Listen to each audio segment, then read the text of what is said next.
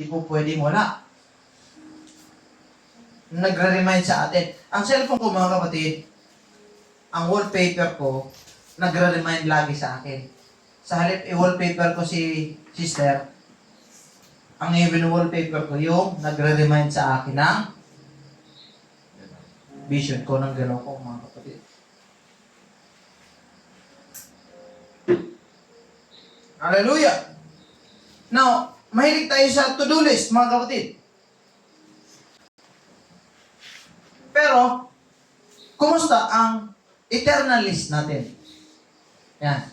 Meron ba tayong eternal list? Meron ba tayong kasama ba sa priority natin ang eternity natin, mga kapatid? Amen. Hallelujah! Kasi nga kung puro to-do list tayo dito sa mundo, all things are temporary, mga kapatid. Abala tayo sa mga bagay na pansamantala. Marami tayong mga gustong gawin, mga kapatid. Gusto natin lumago, gusto nating umunlad sa buhay, gusto nating makaahon sa kahirapan, mga kapatid. Kaya lang, isa sa mga nakakaligtaan ng tao yung buhay na walang hanggan. So, mayroong naghahanda ng buhay dito sa temporal, mga kapatid. Pero may mga tao naghahanda sa eternity. Tayo bilang mga disciple, kung naghahanda man tayo dito sa temporal world, mga kapatid, napaka-importante at dapat pinaghandaan natin ang atin pong kaligtasan, mga kapatid. Ang atin pong eternity, mga kapatid. Amen. Ang mundo po ay composed ng, siguro, majority sa tao, sa religion ngayon, sa mundo is, we are 8 billion na ang tao. 8 billion. Ang Christian is nasa 3 billion or 4. Majority ng population ng mundo is called Christians by religion. Marami ang religion, mas marami ang Christian sa kaysa sa iba, mga kapatid. Pero ang nakakalungkot, maraming Christians tinatawag pero kokonti ang disciples. Napapansin nyo ba nung sinabi ni Jesus ay marami ang tinawag pero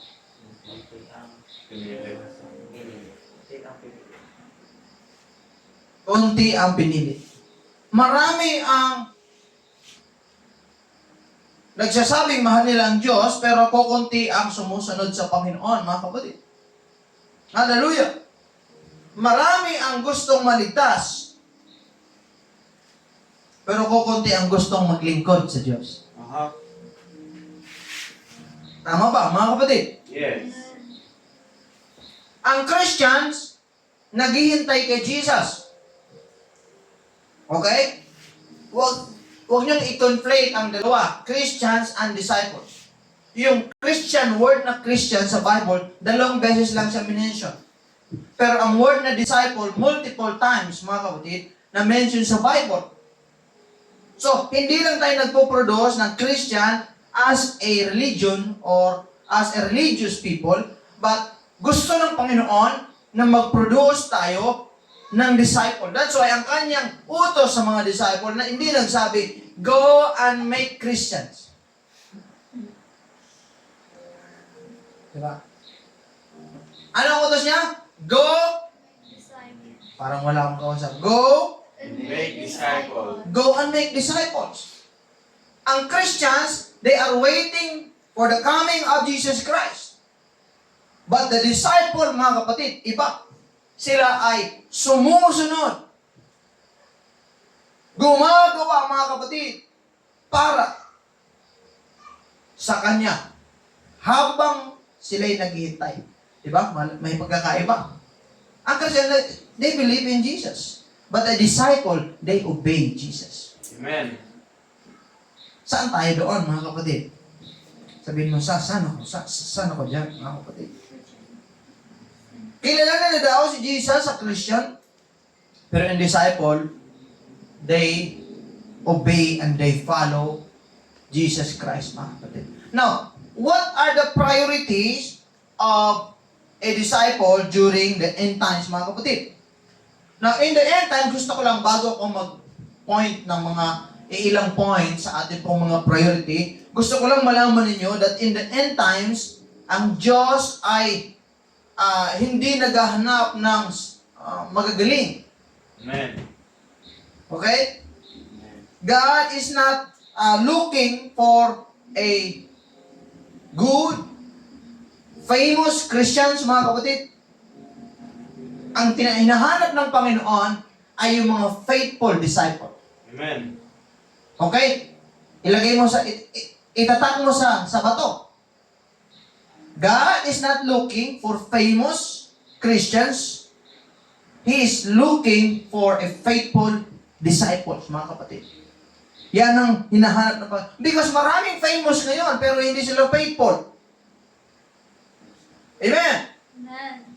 Now, look at this verse, Matthew chapter 24, verse 12. Sabi niya, at dahil sa pagdami ng kasamaan, ang pag-ibig ng marami ay lalamig. Ilang beses nating nabasa yan, mga kapatid. Ano? Dahil sa pagsagana ng kasamaan. So, ang kasamaan ngayon, masagana, mga kapatid. Amen. Lalamig ang pag-ibig ng marami. Datapwat ang magtiis hanggang sa wakas ay siyang maliligtas. At ipangangaral ang ebanghelyo ng kaharian sa buong sanlibutan bilang patotoo sa lahat ng bansa at kung magkagayoy, darating ang wakas. Yan po ang sinasabi po ng ating pong Panginoon sa kanyang pagparito. Now, pinaghahanda tayo ng Panginoon at tinuturo sa atin kung ano yung dapat natin mga i-prioritize. Pastor, ano-ano ba yung dapat yung gawin, i-priority sa buhay ko as a disciple? Now, ang identity natin, we are disciple. Amen. Sabihin mo nga, disciple ako. Disciple. Yan. We are a disciple. Hindi lang tayo members, church. Now, huwag mong isipin na member ka lang dito. No. You must be a disciple. Because walang member lang ang makakapasok doon. Ang makakapasok sa kaharian ng Diyos ay ang mga disciple of Jesus Christ. Ang mga disciple ay may ginagawa. Sabihin mo, may ginagawa. May ginagawa. Diba? Hindi lang ngawa na ngawa. Okay? Ang disciple ay may ginagawa sa Panginoon. Wala akong kausap na naman, mga kapatid. This week, ano yung nagawa mo para sa gawain ni Lord? This week, ano yung nagawa mo para kay Lord?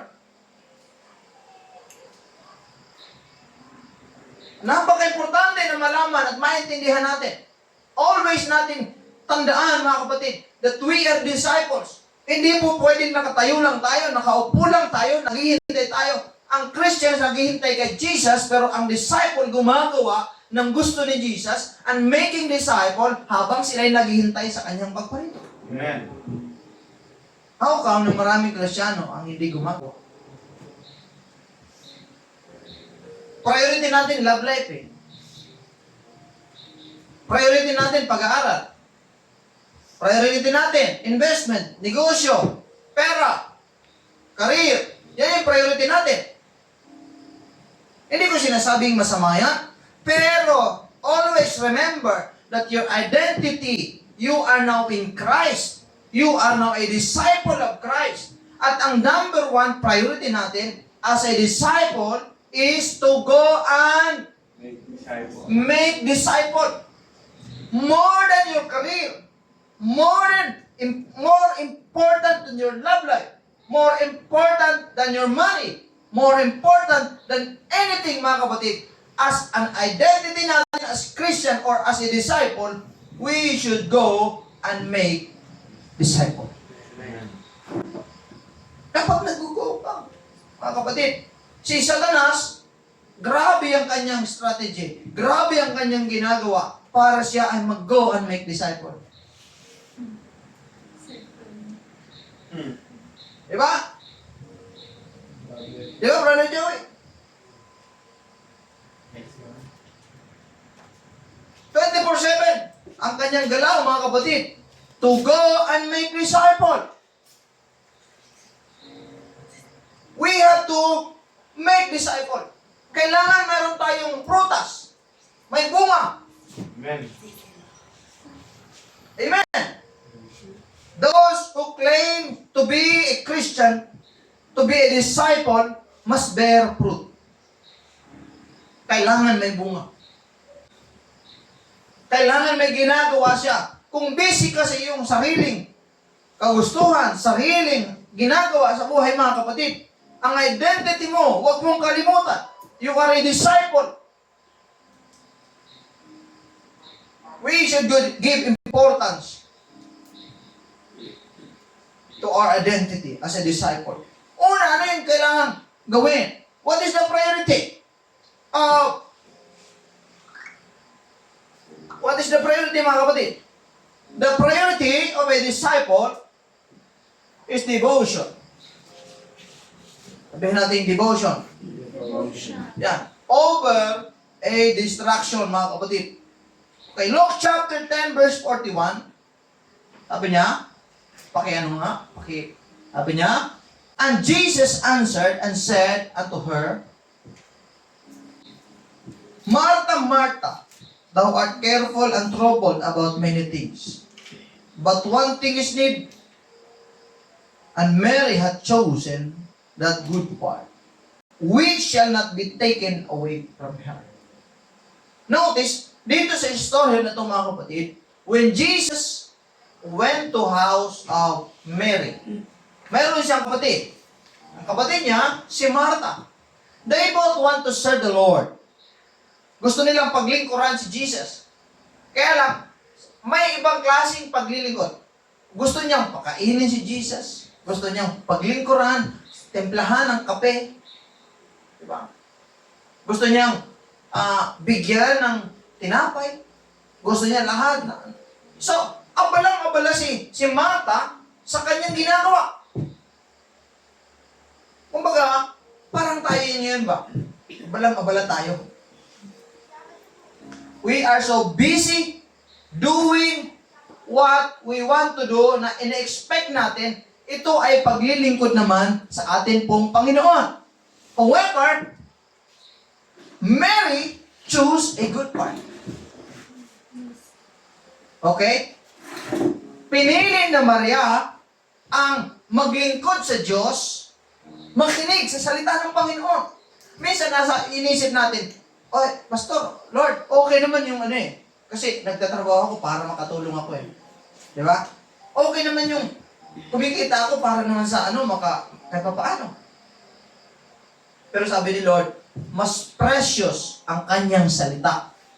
Mas precious ang kanyang mga sinasabi kaysa sa ating pong mga pinagkakabalahan sa buhay. So si Mary, mas pinili niyang makinig kay Jesus. Sabi ni Jesus, ikaw Martha, you are troubled of many things. You are distracted. Kumbaga, ganun. Distracted ka mula sa salita ng Diyos. Noon, ang salita ng Diyos, priority mo, ngayon, hindi na. Mm-hmm. Si Martha kasi, abala sa gawain eh. Siyempre, baka luto siya, para kay Jesus na daw. Pero si Jesus, mga kapatid, gusto ni Lord na siya ay makikinig ng salita ng ating pong Panginoon. Amen. Amen. Sa panahon ngayon, marami ang abala sa kanilang ginagawa, pag-aaral, even the ministry, mga kapatid. Maaring may mga ginagawa tayo, program, pero tandaan natin, hindi lang ministry, kundi dapat nakikinig tayo sa ating pong Panginoon. Amen. Amen? Yes. Si Martha, busy, pero hindi siya nakikinig sa Lord, mga kapatid. And that's a reality today, mga kapatid. Some disciples today, they are working for God, but they are not walking with God. Mm-hmm. Pastor, masama ba yun? Tatrabaho ko para kay Lord, pero hindi ako lumalakad kasama si Lord. Hello? Kailangan, bilang mga disciple, we have to work and walk with God.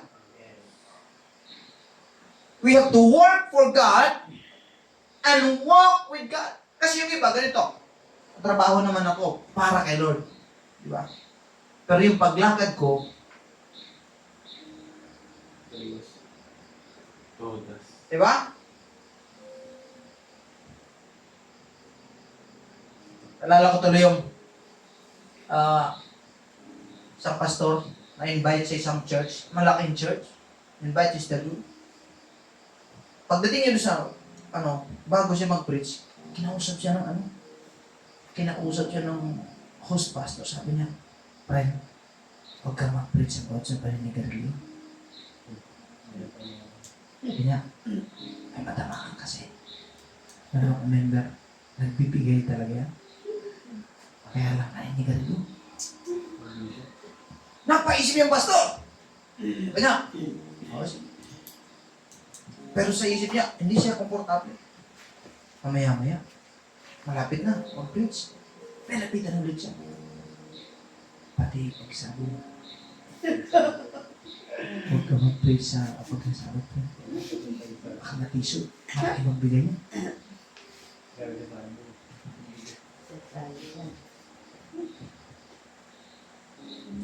Tsaka, meron pa pala. Huwag mong mabanggit yung homosexuality. Meron mo, pero grabe supportive. Pinagkakatiwalaan mo kasi. Ayaw niya na. Ipapangaral niya.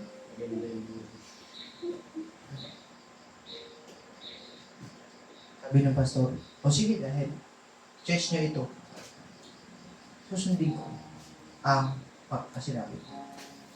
Okay? Pagdating doon, ladies and gentlemen, let's welcome the man of God. Pasok. Sabi nung pastor, kinagagalak kong makapunta sa inyong simbahan at inaanyahan kong lahat na tumayo. Tayo manalangin. Tayo manalangin. In Jesus' name, Amen. Padaling ko kayo sa isang pangalan. Ganito. Tapos, sabi ng mga kapatiran, ito na po tayo. Magtatapos. Tapos na agad, mga kapatid. Wala na siya. Lahat ng preparation niya. Lahat ng pinag-pray niya. Ayaw sabihin ng pastor. Tapos na po ang pag-aaral. Salamat sa Panginoon. Wala na siyang nasabi. Diba? Yan yung klase ng mga tao. They think they are working for God, but they are not walking with God. Bawal dito yan. Amen. Sabihin mo sa sarili mo, bawal sa atin yan, mga kapatid. Diba?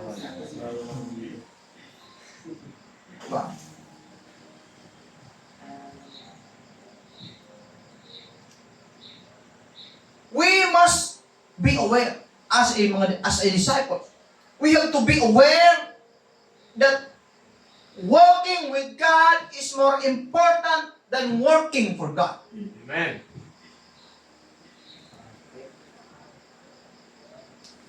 Kasi kahit pwede mong, minsan kasi ganito yan, ang nangyayari, realidad, kapag may nagawa tayong mga hindi magaganda, sabihin, sige, lalagyan ko ng band-aid para si Lord matuwa naman kahit paano, sige, gawa na ako, pero yung konti.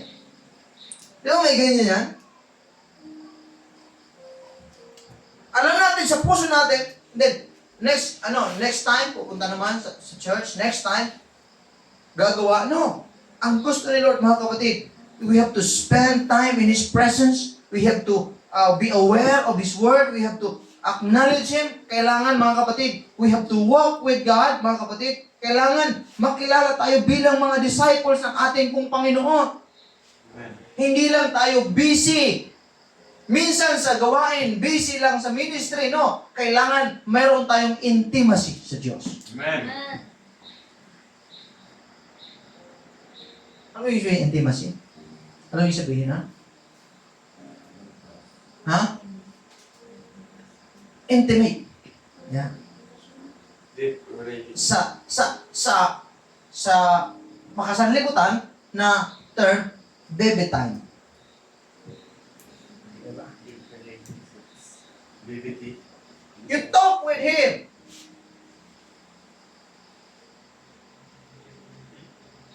You cry to him.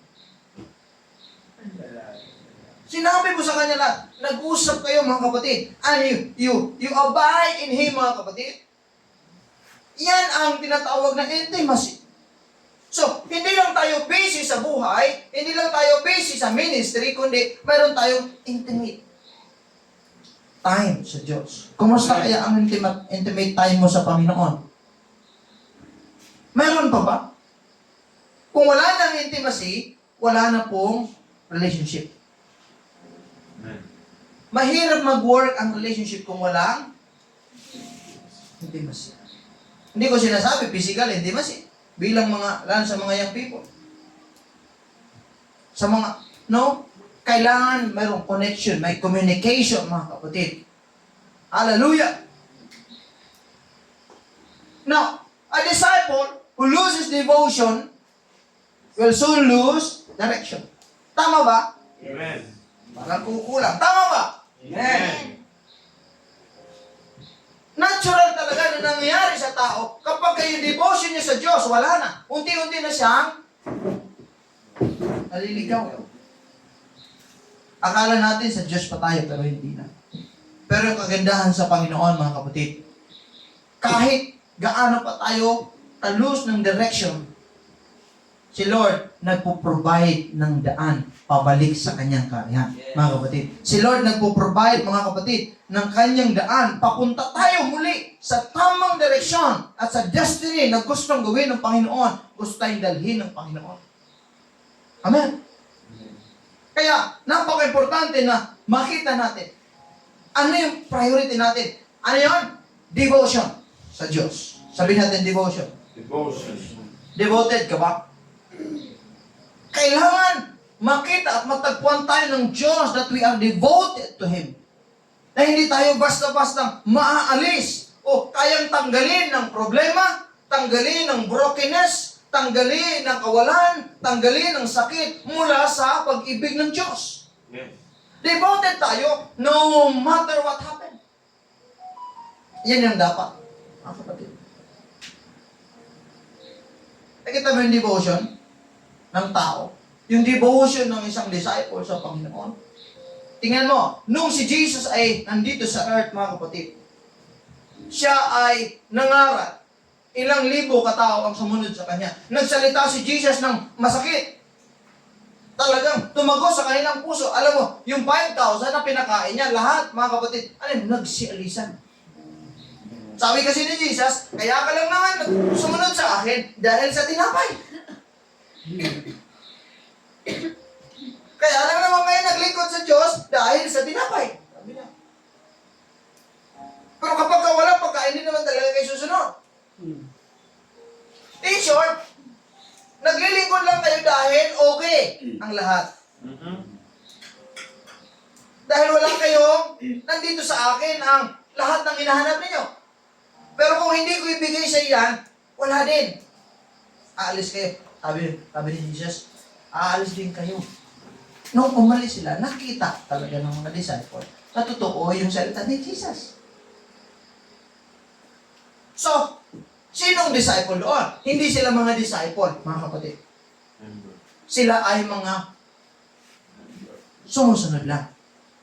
Sumusunod dahil may kailangan. Diba? Hindi dahil mahal nila si Jesus. Kundi they are after of the things na mayroon si Jesus. They are after of the things na papakinabangin nila mula sa Panginoon. Now, ang tunay na disciple ay ganito. Hindi siya naglilingkod dahil sa mayroon siyang matatanggap sa Panginoon. Naglilingkod siya dahil naramdaman niya ang tunay na pag-ibig ng Diyos at siya ay gusto, mga kapatid, maglingkod sa Panginoon dahil mahal niya rin ang ating pong Panginoon. Amen. Yan yung disciple, mga kapatid. No, sabi naman ni Jesus sa mga disciple, kayo, alis din ba kayo? Sinalin si Jesus, mga kapatid. Anong sabi ng disciple? Nasa iyo ang nasa iyo ang palaman. Sinabi ba yun? Nasa iyo ang panulak. Napalipat tuloy si Brother Andrew. Naisip yung nakapalitan ka na. Gagawin ko pa naman sana ang example yan.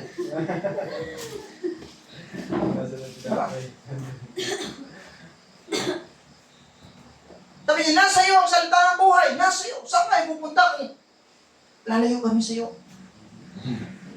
Tinitest ni Jesus ang kanilang puso. Ang tunay na disciple, mga kapatid. Hallelujah. Devoted. Sabihin natin, devoted. Devoted. Hallelujah. In the end times, mga kapatid, the disciple must choose devotion. Sa ating pong kapanahunan na punong-puno tayo ng distraction. Yes. Punong-puno tayo ng mga bagay na kumukuha ng attention natin, mga kapatid. We have to choose our devotion, mga kapatid. Hindi madali dahil marami tayong pagpipilian.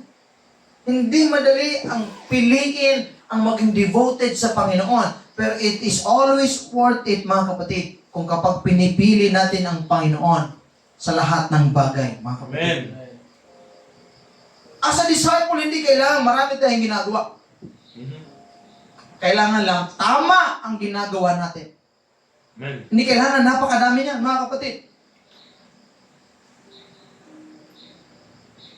Huwag nating ipagkamali. Hindi dahil marami kang ginagawa ay mas ka sa Lord, mga kapatid. No. Hindi kailangan marami. Kailangan tama ang ginagawa natin in the last days, mga kapatid. Even the ministry can become a noise, a distraction, mga kapatid. To our heart towards God, mga kapatid. Minsan, may mga tao na mas binibigyan nila ng yung ministry kaysa sa intimacy sa Panginoon.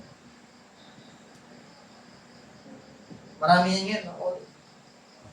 Mas importante ang ministry kaysa intimacy with God. That's why hindi ni Lord binibigay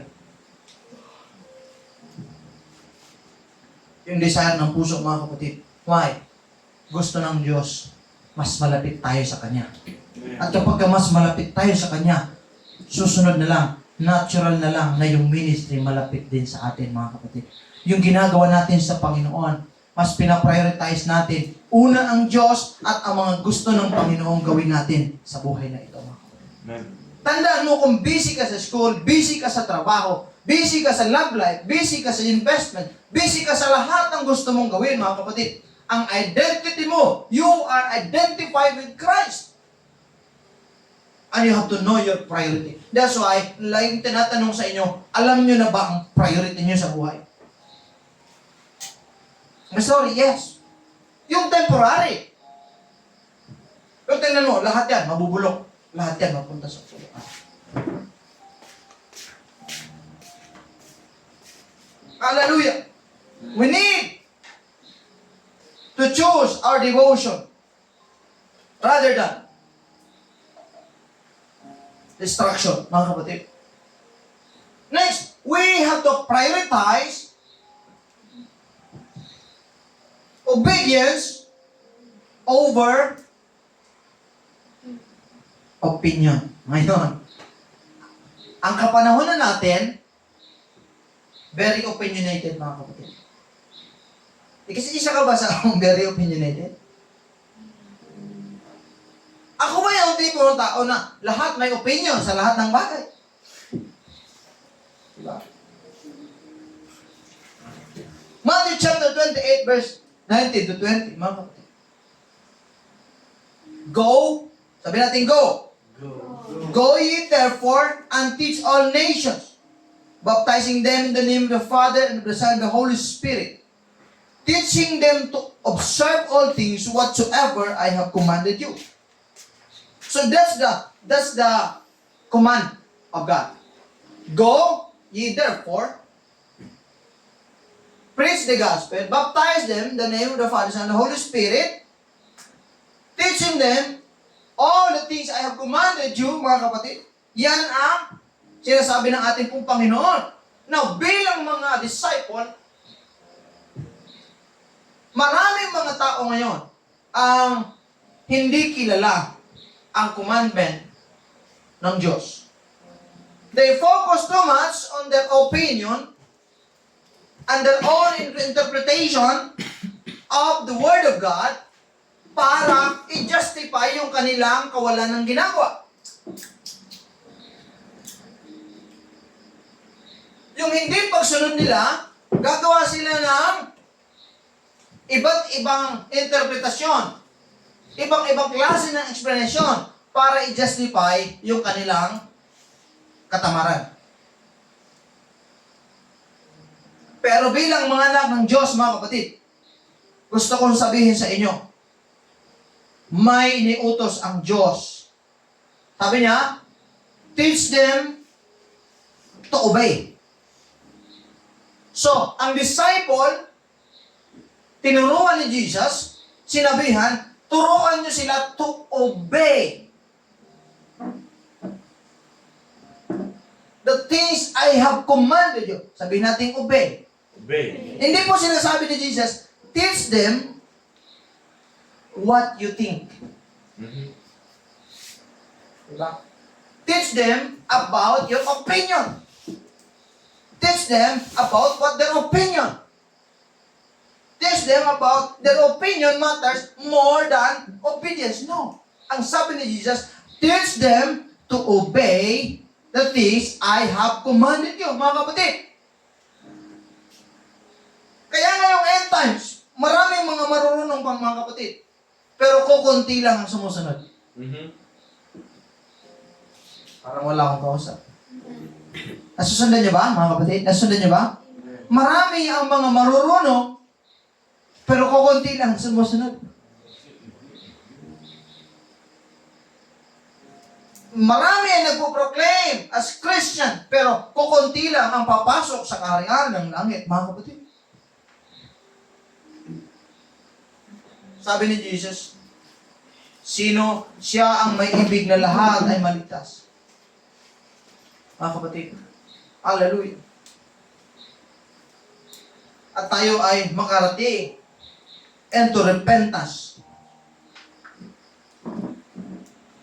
So bilang disciple, we have to prioritize obedience. Ano yung priority yung una? Devotion. Let us prioritize our devotion, our intimacy with God. Alam mo, ang buhay mo is a product of your connection with God. Ang situation mo ngayon, ang kalagayan mo ngayon is a result of whether malapit ka sa Diyos or malayo ka sa Diyos. And if you are walking with God, there's nothing to worry about. Amen. Amen. Amen. Pero kapag alam mong malayo ka sa Diyos, you should worry. That's why marami na yun ang punong-puno ng worry. They are anxious of many things. They are anxious. Ang kanilang kaluluwa ay hindi matahimik. Ang kanilang espiritu ay walang kapayapaan, mga kapatid. Because they focus on themselves more than focus on God. Mga kapatid. Amen? Amen. Tama ba? Amen. Real talk. Mas madaling mag-post ng verse kaysa sundin ng verse. Right? Wala pa sa Amen. palakpak, mga kapatid. Hallelujah! Mas madaling mag-post. Meron tayong word of the day sa sa ating UPC House of Praise. I-follow nyo mga kapatid. I-share nyo. Madaling mag-post pero ang hirap mamuhay ayon sa verse na yun mga kapatid. Amen. Tama ba? Amen. Totoo ba? Yes. Marami ngayon, very opinionated. Kahit mga Kristiyano eh. Alam mo, kahit gano'ng kaingay ang opinion ng tao, ang tanging pinakikinggan ng Diyos ay ang obedience natin. Amen. Kahit marami kang opinion, marami kang nasasabi, pero ang hinahanap ng Diyos, hindi opinion, kundi yung pagsunod. Sabi natin, pagsunod, mga kapatid. Heaven listens to your obedience, not your opinion.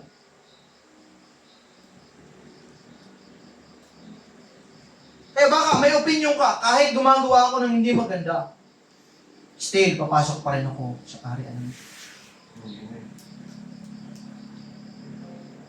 You have to repent. Sabi natin, repent, mga kapatid. Hallelujah.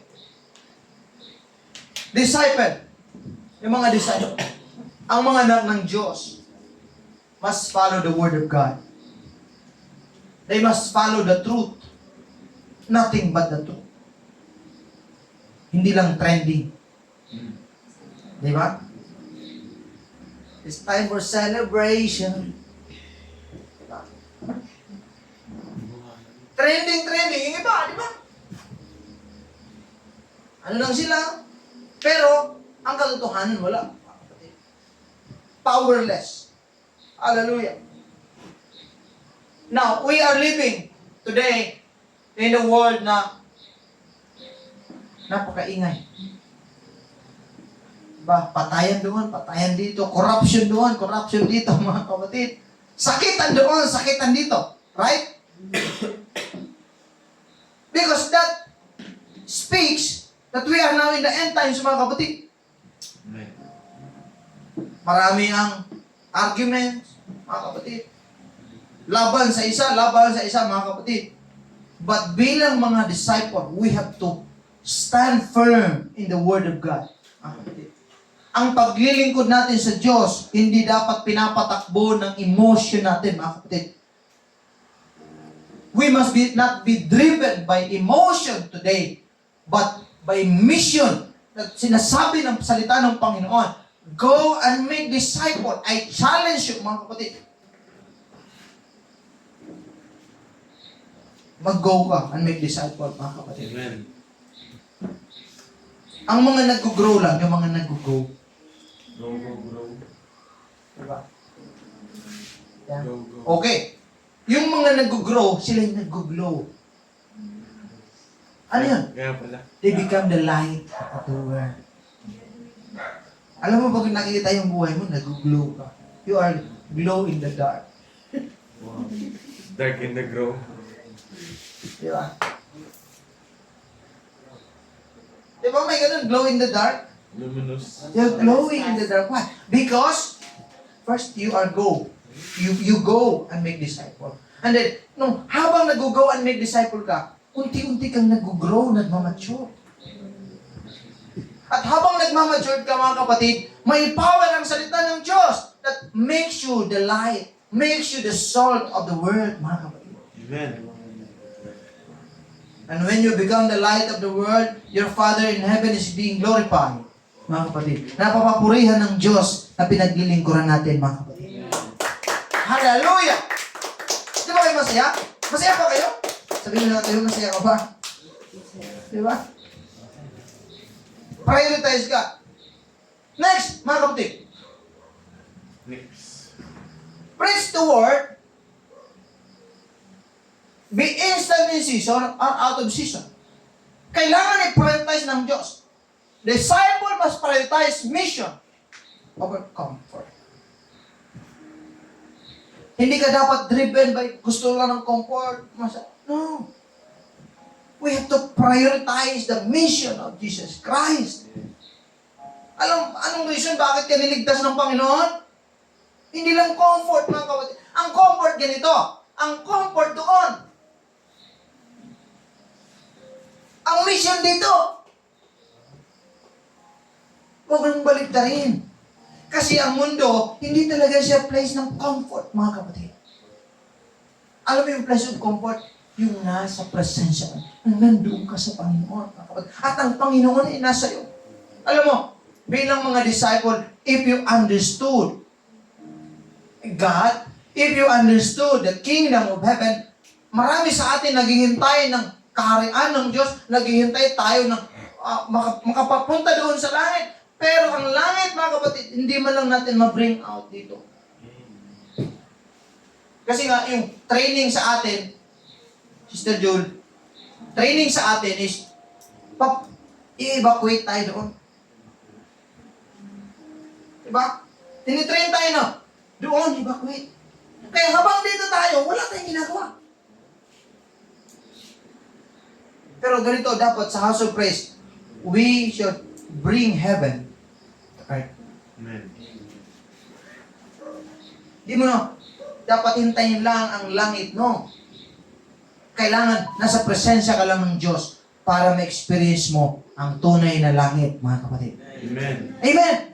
We have to prioritize the mission, mga kapatid. Praise the word in any season or out of season, mga kapatid. Ang tunay na disciple, hindi seasonal. Hello? Amen. Ano yung season? Pagkapanahon ng problem season, wala, lubog. Pagpanahon ng harvest season, nandyan. Diba? Wala naman tayo dito, no? This is the reality. Pero bilang mga disciple, hindi dapat seasonal tayo. Hindi lang tayo mainit kapag may blessing. Hindi lang tayo dapat mainit, yung mga kapatid, kapag okay ang lahat. Amen. Hindi lang faithful. Oh, God, you are so good. Napakabuti mo Panginoon. Pero kapag may problema na, wala na. Ang disciple, tuloy sa misyon kahit mahirap. Yes. Ang disciple, tuloy sa misyon kahit may persecution. Ang disciple, tuloy sa misyon kahit broken pa yan. Amen. Di ba? Ang disciple, tuloy sa misyon kahit walang pera. Amen. Sino nagsabi nyo kailangan may pera ka para gawin niyo yung misyon? Diba?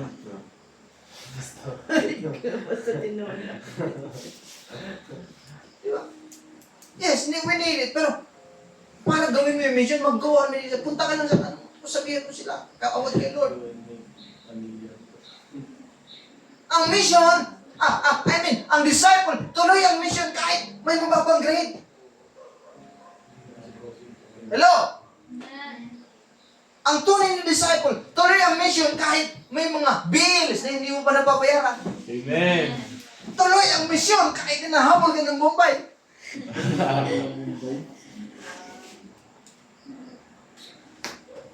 Yan ang disciple. Because ang tunay na disciple, in season or out of season. Amen. Ang tunay na disciple, hindi seasonal. Yes. Sabihin mo, hindi ka magic syrup. Seasoning. Hindi ka pang seasonal. Forever, mga kapatid. Amen. Amen. Ang iba kasi, disciple lang kapag ka maganda ang panahon. Alam mo ito na yung disciple ganito. Maulan. May midweek. Okay pa ngayon. May midweek mamaya. Pumunta na ako habang wala pang ulan. Yung iba kasi hintayin. Umulan. Para mayroon na silang reason.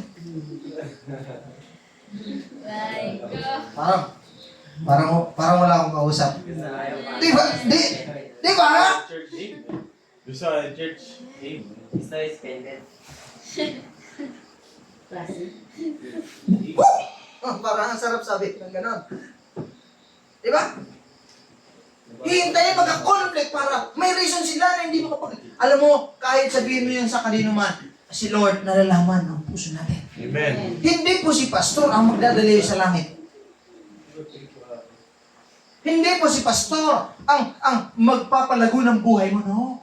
Hindi si pastor ang magtutulong sa iyo na mapunta sa langit, mga kapatid, no? Ikaw at si Lord. Hallelujah. Ang disciple na rin yan, wala pang ulan, punta na ako. Kasi punta ako sa, bakit hindi ba? Kailangan mo, Word of God. Kailangan ko ng comfort sa salita ng Diyos ngayon. Mga kapatid. Yes. Ang tunay ng disciple, may gawain, incision na pupunta ako, bakit kasi disciple? Ang priority ko, si Lord. Yes. Hindi lang yung comfort ko, hindi lang yung gusto ko, hindi lang yung kalayawan, hindi lang yung gusto ko sumaya ako, no. Ang priority ko, paano ko mapagluguran ng Panginoon? Paano ko magawa yung mission na sinasabi ng Panginoon? Teach them the things I have commanded. Teach them to obey, mga kapatid. Yan ang tunay na disciple. Lumalaban ang disciple. Kahit may pag-ulan ng problema. Amen. May baha ng pagsubok. Ninako kasi yung flood control. Hallelujah! Yan ang tunay na disciple. So, bilang mga anak ng Diyos at we claim to be a disciple, mga kapatid. Disciple. We need to fight for truth. We need to prioritize the mission. Kumusta kaya ang mission natin? Ha? Hello? Sino dito yung nag-mission ngayon? Parang wala. Hindi tayo lalago kung hindi tayo lahat gagawa ng mission ng Panginoon. Tanda natin yan. You are not here to sit, go, come again, go, come again, and die. You are here for a purpose. Amen. To proclaim the truth of the gospel. You are here to multiply. You are here to go and make disciple. Ang mga tunay na disciple, huwag mong hahayaan na wala kang disciple sa church na ito. Nagkakaintindihan po ba tayo? Amen. Amen. Pastor, gusto ko maglingkod. Kaya lang may ulan. Gusto ko mag-church. Kaya lang maulan.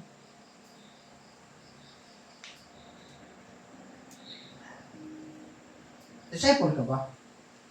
Sabi mo, am I a disciple? Sige, mo sa sarili. Am I a disciple? Ang goal, hindi lang para maging Christian, but a disciple. Amen. Mga kapatid, hindi lahat ng member sa church, disciple. Pero lahat ng disciple, member sa church.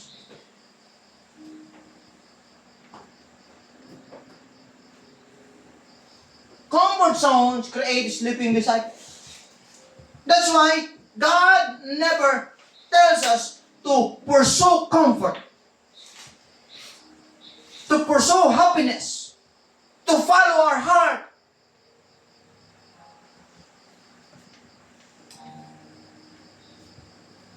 Gawin mo kung ano makapagpapasaya sa iyo. Iyan ang tricks ng kaaway, mga kapatid. Dahil ang buhay ay hindi all about happiness. Amen.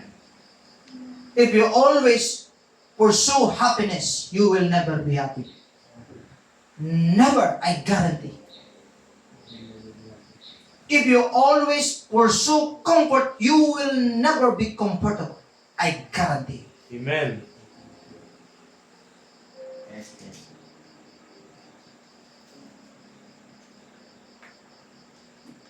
If you ever pursue success, you will never succeed.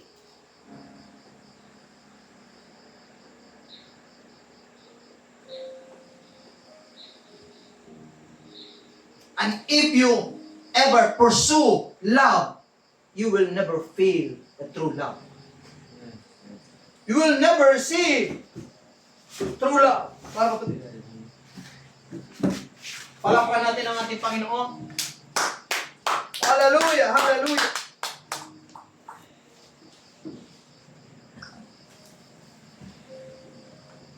Because hindi yan ang pinahanap ng Diyos. Yes. Sabi ng Panginoon, follow me. I am the way, I am the truth, and I am the life. Notice this. If you follow your will and your heart, you will always be lost.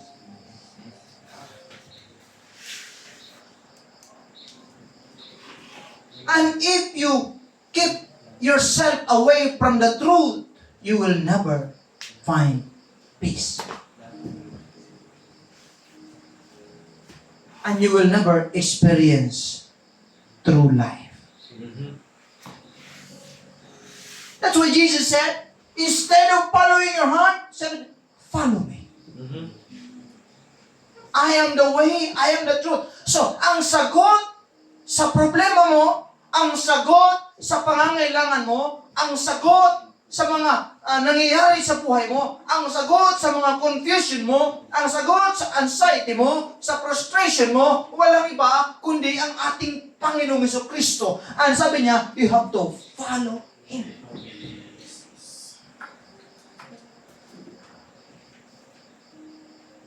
It is proven, even by statistics, mas maayos ang buhay mentally, emotionally, lahat ng mga taong tunay na naglilingkod sa Diyos kaysa sa hindi talaga naglilingkod sa Panginoon. If we always follow and pursue comfort, we are a sleeping disciple. We will be sleeping disciples. Diba? Anong nangyari sa mga natutulog? Sa Biblia, may natulog. Habang nakikinig, anong nangyari? Nahulog. Yung mga natutulog, nahuhulog yun. Diba? Nahulog sa pananampalataya. Bakit? Natulog muna sa pananampalataya, mga kapatid. Hallelujah! We need to follow Christ. Mission souls create saving disciples. Dapat magiging saving disciple ka, hindi sleeping. Hello? Amen. Ito yan. Follow God's word and the mission. One day, you save some people.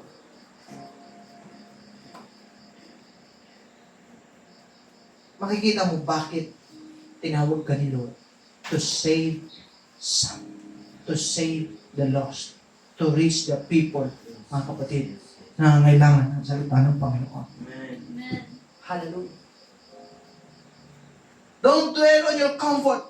So, comfort tayo mga kapatid. Lumapit ka sa Diyos. Gawin mo ang kalooban ng ating pong Panginoon. Amen. Bago po ako matapos mga kapatid. Hallelujah. Bago tayo mag-question and answer. Ano ba yung pinupuso mo ngayon? Ano ba yung pinapriority mo ngayon? Naka-align ba yan, mga kapatid? Sa gusto ng Panginoon? Hallelujah. Naka-align ba yan sa sinasabi ng salita ng Panginoon sa buhay natin?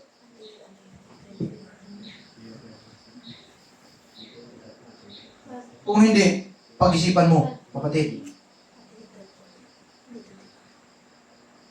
Pag-isipan mo. Kung hindi, you will never experience that life, what you really pursue in life. No?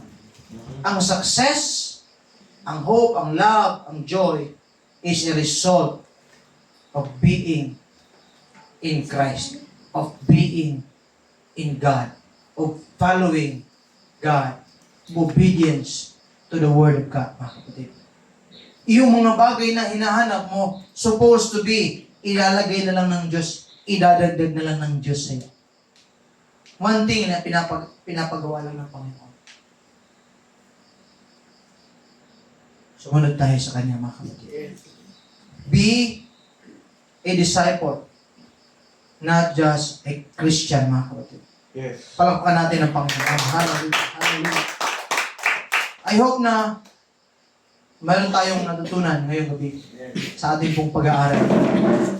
Ano yung priority ng mga Christian, mga kapatid? Devotion. Obedience. Obedience to the mission. Okay. Devotion, obedience, and mission. That you will not obey. You cannot obey God without devotion. And you cannot make or hindi mo matutupad ang mission without obedience. Amen. So, one leads to another. Una, kailangan intimacy with God, devotion. And then once you have intimate relationship with God, you obey God rather than believing in God.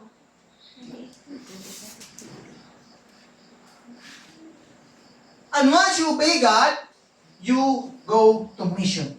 You walk and work with God, mga kapatid. Amen. Amen.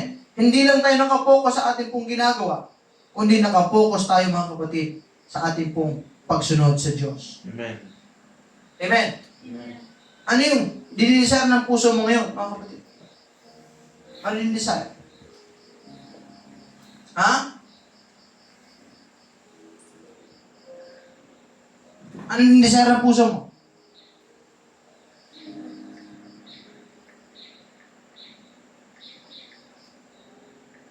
Si Lord ba o ikaw? Dalawa lang yan. Ikaw o si Lord? Always, dalawa lang. You make yourself God or God is the Lord of your life. Dalawa lang yan. Sino nasusunod? Hindi mo pwedeng sabihin, Kristiyano ka. Lord mo ang Panginoon. He is the Lord of your life, and yet, ikaw pa rin ang nasusunod. Gusto mo pa rin ang nasusunod. Feelings mo pa rin ang nasusunod. Hindi po pwede. When you surrender yourself to God, you said, Lord, may mga panahong hindi ako komportable. May mga panahong nahirapan ako. May mga panahong parang ayaw ko. Pero it is not my will, but your will be done. Amen. Be it unto me. Yan yung sinasabi nila. A true disciple is not measured by what they achieve, but how they obey God. Yan ang tunay na disciple, mga kapatid. When God is the first in your life, everything else falls into its proper place. Mga kapatid. Kapag ka si Lord. Kaya lang naging magulo kasi nga tayo na. Tama ba? Kaya lang naging magulo ang mundo, ang tao kasi nga tayo yung nauuna. It must be God. Mga kapatid. Amen. Amen. And the devil knows it. It doesn't have to destroy you. But all he wants is to distract you. Hindi na kailangan sirain ka pa. I-destroy, no. I-distract ka lang. Ito, may gawain, biglang may magyaya sa'yo. Di ba? May pag-aaral, biglang may, sabi, uy, nakalimutan nung may gagawin ko. Diba? Mag-journal ka na sana, magde-devotion ka na sana. Kaya biglang nag-notify na naman. Uy, somebody likes your post. Replyan mo naman. Amen. So, church, saan ang puso? Where is your heart leaning today? Are you a believer or are you a disciple? Lahat ng believer, taas kamay. Parang wala nang taas, mga kapatid. Taas kamay ng believer. 1, 2, 3. Lahat ng disciple, taas kamay. Okay. Good. You believe and you obey. That's your disciple. Amen. Amen. Hindi lang believer, but a disciples, mga kapatid. Kapag a believer ka lang, attend ka lang sa church. Pero ang tunay na disciple, you become the church. Amen. Amen. You become part of God's family, mga kapatid. So tonight, bilang mga anak ng Panginoon, mga disciple, straight mo yung puso mo. Ano mo? Gisingin mo. Gisingin mo yung sarili mo. Sabi natin, kaya lang naging magulo ang lahat dahil ako ang nauna talaga. Sa halip na si Lord. Ako kasi ang nag-lead ng lahat. Kung si Lord ang mag-lead sa akin, yes, magiging maayos. Everything will fall into its proper place. Palakpakan natin ang Diyos. Salamat sa Diyos, mga kapatid. Ang Diyos, salamat sa bawat isa sa inyo na dito nagbigay ng oras. Sana sa susunod, we will go and make disciple. Huwag natin hayaan na tayo lang, mga kapatid. Kundi, pupunta tayo sa church, we will invite, we will bring people to Christ, mga kapatid. Amen. Hallelujah. So, kung walang mga kapatid, pwede bang question and answer tayo, mga kapatid? Let's go to question and answer. If you have a question, the table is now open for question. And we will try our best to answer, mga kapatid. Go ahead.